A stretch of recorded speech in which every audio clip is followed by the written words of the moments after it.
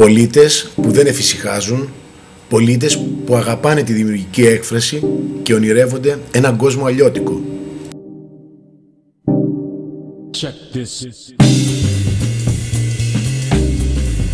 Κάποιοι από αυτούς συναντήθηκαν πριν από 8 χρόνια στη Βαλτετσίου 3 και έτσι γεννήθηκε ο Αντιεφησυχαστικός Σύλλογος Τωρινών Ονειροπόλων.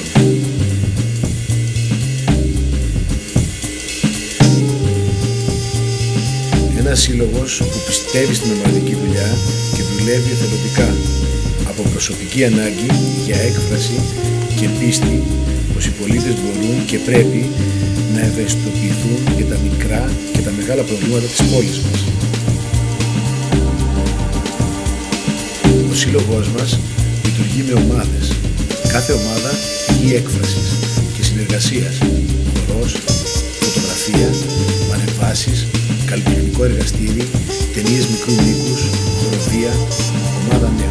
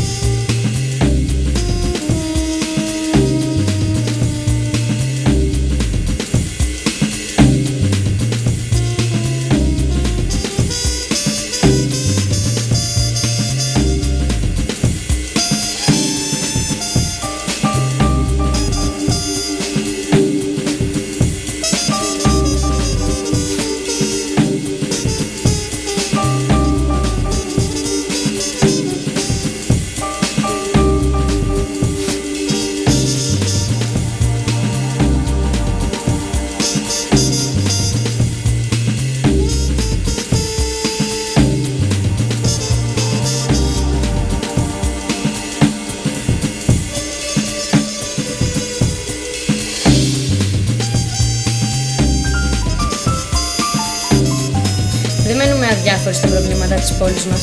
Διοργανώνουμε εκδηλώσεις μόνοι μας, αλλά και σε συνεργασία με άλλους φορείς. Δράσεις για θέματα όπως της έλλειψης ελεύθερων χώρων, με εκδηλώσεις στο παλιό Λούνα Πάρκ. Το ζήτημα των προσφύγων και των μεταναστών, με εκδηλώσεις ευαισθητοποίησης, προβολές ταινιών και συζητήσεις γύρω από αυτό. Αλλά επιπλέον και για θέματα επικοινωνίας των νέων, με επικοινωνιακές κατασκηνώσεις. Φεστιβάλ για την ερασιτεχνική δημιουργία, θεματικές προβολές ταινιών στο χώρο μας, καθώς και σε σχολεία της πόλης μας. Καθώς και υλοποίηση προγραμμάτων που φέρνουν σε επαφή τους νέους της πόλης μας με νέους άλλων χωρών.